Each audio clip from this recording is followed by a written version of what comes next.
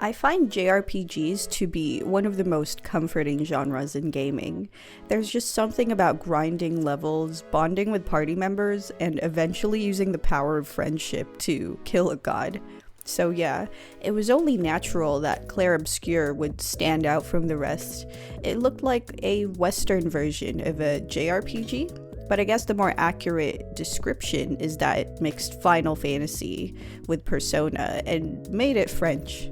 I gotta admit though, I was both intrigued yet skeptical. There's just so many games out there, both indie and AAA, that end up being more style over substance. But the moment that I played the intro, I was hooked. Clair Obscur Expedition 33 takes place in a fractured world, where people are dying younger and younger as time goes by. Every year, a being known as the Paintress wakes up and continues a countdown that's been going on for decades. She paints a number on a huge monolith that everyone in the world can see, and all the people whose age has passed that number fades away. Since the oldest people don't have much time left, some of them choose to go on a yearly expedition to explore the world around them and find a way to stop the Paintress. If this is your first time hearing about the story of Clair Obscur, then I'm sure that the unique concept of the story has caught your attention. And if you've played it before, then you know just how compelling it was to experience. I was honestly a bit confused at the start of the game. I didn't know anything about the story, so I wasn't sure where it was going. All I knew was that the characters were preparing for some kind of ceremony, and they had magical powers right off the bat. And then the game has me suddenly playing as a random guy that's dueling to death with a girl in the combat tutorial. The prologue of the game was incredible though, not just with how it presented its story, but with how it built the world of Clair Obscur through its NPCs and Lumiere, the area that you start in. The distorted look of Lumiere, coupled with all the flowers and petals falling, was beautiful. It reminded me of how anime and other Japanese media would have cherry blossoms raining down to create the same gorgeous aesthetic. But in this case, it's inspired by Belle Epoque. Apart from the aesthetic, interacting with the NPCs was very insightful. Each person had their own views and opinions on the expeditions and their mortality. Some embraced the fact that they were going to die young, so they chose to enjoy life. Others would feel like everything was pointless. Meanwhile, there were people who either supported the expeditions or thought that they wouldn't change anything. It was just so interesting to listen to everyone's perspectives. It made them feel like real people who had their own lives and worldviews. And the scenes that followed before and after Expedition 33 sets off on their journey was an emotional roller coaster. I'd say that it was one of the strongest, most memorable intros that I've ever seen in a video game. It was crazy because that section of the game was like 1% of what was to come. Clair Obscur's story continued to be engrossing throughout most of my playthrough. It helped that the cast and supporting characters were very likable, with my favorite characters being Lune, Monoko, and Esquier. Seeing them banter was entertaining, and I liked how their different personalities and goals contrasted with each other. I love how familiar the game felt as well, despite being a French RPG. It had a lot of the same tropes from JRPGs and other games, so I could tell that it was heavily inspired by the media that came before it. A big example being how the game felt very anime, yet grounded in reality, and it isn't just because of the realistic art style. Like, many characters talked and acted like how people would in real life, but then you get anime-style action sequences and things like the power of friendship mixed in. There are even non-human characters that don't look traditionally cute and cuddly at first glance, but they gradually show that side of themselves as the mascot companion, providing comic relief and just good vibes. Those are just some of the tropes that I've noticed, by the way. I'm sure some of you guys who've played through the whole game have seen more examples of it.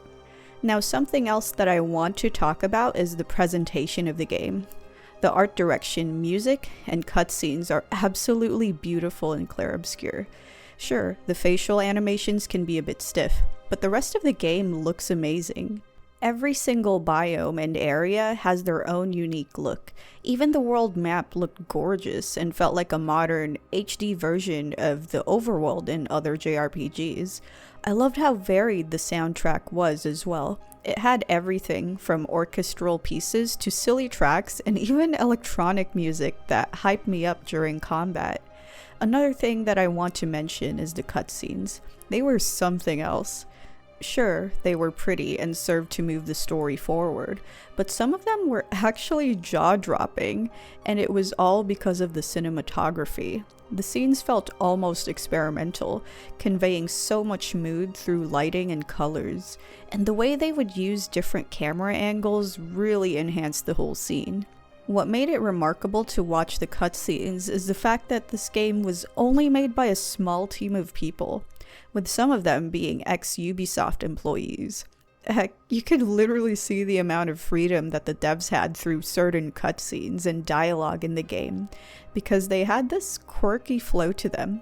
Like, they probably wouldn't have been as charming and odd if Clair Obscur was a AAA game that had higher-ups from major companies telling them do's and don'ts. So yeah, I think I've gushed enough about a lot of aspects about the game, so let's get straight into the gameplay.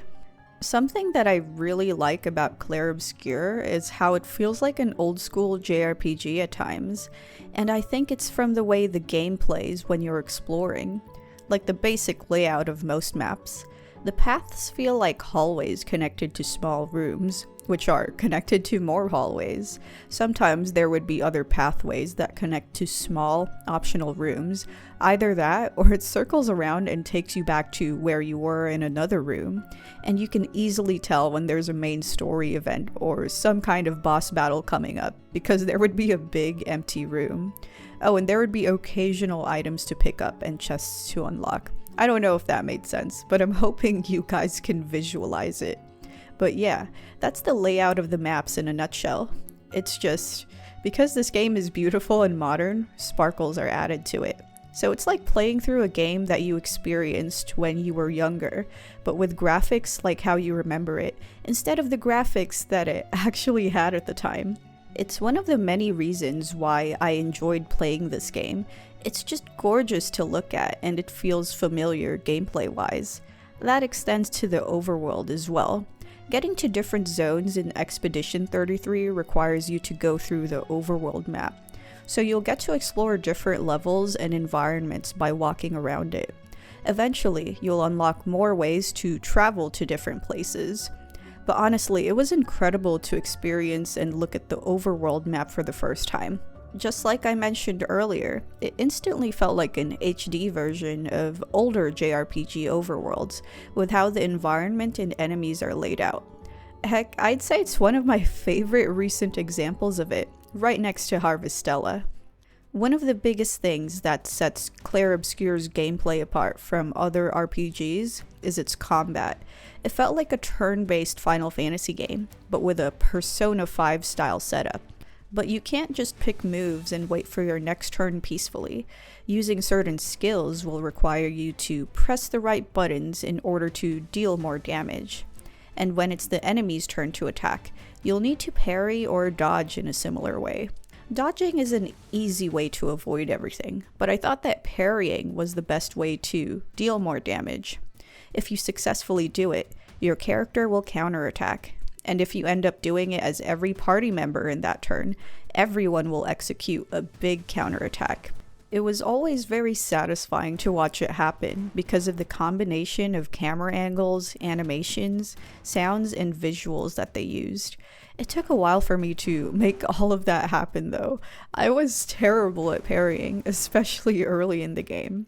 I kept dying because I was just so bad at it. I think it was mostly because of the slowdowns. Whenever enemies were about to attack, they would slow down a little, which led to me reacting faster than I should have. I ended up parrying a second too early, and then I'd get hit. I did end up improving as the game went on, but not by much. The mechanics get a bit more complex along with the enemies, so you'd have instances where you face enemies that are tankier or have some sort of gimmick to them. The worst ones for me would be the ones that try to land multiple combos that I had to parry. With each attack having different speeds and variations, you really have to pay attention to both visual cues and sounds before reacting. It felt kinda like a rhythm game in a way. Once you have the timing down, it becomes so much easier to fight them. I ended up getting into a flow state, especially when I encountered enemies that had more predictable attack patterns. Now, what made combat both tricky and easy to manage were Expedition 33's party members. Every character had their own unique mechanics and abilities, so they all played differently. But the main thing that you had to do was to build up AP, which is used to perform actions. You can do that by parrying and using normal attacks. After that, well, it's up to what strategy you'll come up with. The cool thing about combat is that characters can play off of one another, so if you have party members that have skills that complement each other, you can easily debuff enemies and spam elemental abilities that they're weak to. It always felt great when I figured out better ways to deal with even the most annoying battles. And I like how it encourages you to switch up your party members when needed. They're very customizable as well because of their skill trees and pictos, which are acquired as loot or as quest rewards. So pictos are kinda like accessories that you can equip for each party member. You can make your party members very overpowered if you pick the right ones. But I only realized that a couple of hours into the game, because I found the menu system to be quite a learning curve. And the game had a lot of tutorials popping up in the early hours, so it was overwhelming having to navigate through everything. And then there were terms like Pictos and Luminas, so I was like, what? Pictos essentially gives you better stats, so they can grant your characters buffs along with other ways to gain AP during combat. But the coolest thing about them is that if you win 4 battles while having the same Pictos equipped, you end up mastering their abilities, and then you're granted a Lumina. Luminas allow you to equip the passive abilities of the Pictos that you mastered, without actually equipping them. And the best part is that you can equip them on anyone in your party. So it's like getting access to the abilities of an accessory, but without actually equipping them. I don't know if that made sense, but yeah, it's pretty cool. I thought it was such a great system that I started wishing that other RPGs would have it as well. So Expedition 33 is a great game overall. It has amazing characters, a compelling storyline, and unique gameplay. But I do have some criticisms. The game has a weird mix of having so much attention to detail in some parts, while others, not so much. I usually maintain my suspension of disbelief in games, but Clair Obscur really tested it at times, like with the gameplay and lore. I didn't think it was a big deal at first, but when it kept happening, it started to get in the way of my immersion. Like, without saying too much, some characters mentioned that there were locations that no expeditions have been to before. But when you reach those places later in the game, you find flags and journals left behind. I thought it made it less impactful when I reached those points in the game. I also didn't like the last few hours of the story. There were hints and foreshadowing about where it was headed early on, but I just thought that it would have been nice if they weren't there.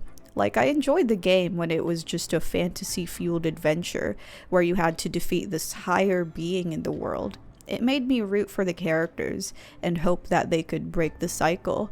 I just didn't agree where the story went. It was honestly very disappointing, and it's the reason why I didn't complete too much optional content when I was close to the end, and even after I finished it. The twists and the ending were just so fresh in my mind that they got in the way of my enjoyment. It made me think, man, what's the point?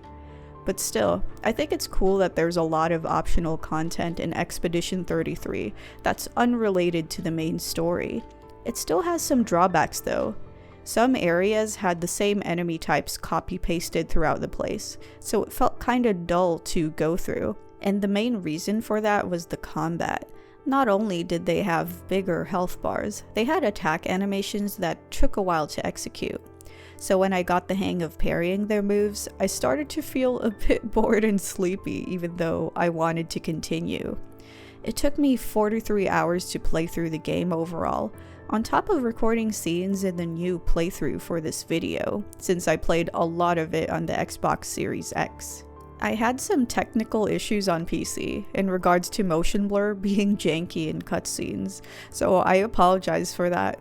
I had to play with the settings at some point and even switch it off because it wasn't working properly, so some of the footage in this video might have looked a bit off.